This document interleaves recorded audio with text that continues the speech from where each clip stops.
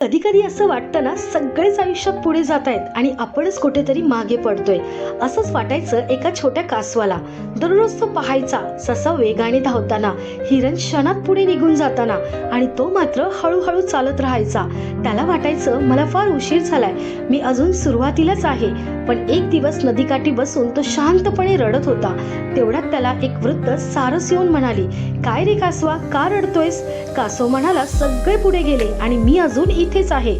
सारस हसली आणि म्हणाली, बाळा तू मागे नाहीयेस, तू फक्त तुझ्या वेळेत चालतोयस. आणि लक्षात ठेव, जो कधी कधी सगळ्यात उशिरा निघतो तोच सगळ्यात लांब पर्यंत पोहोचतो.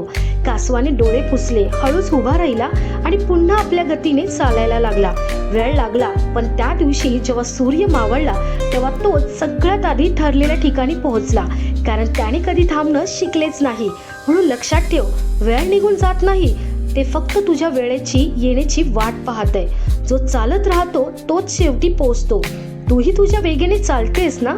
लोकांशी तुलना करत बसलेली नाहीयेस ना?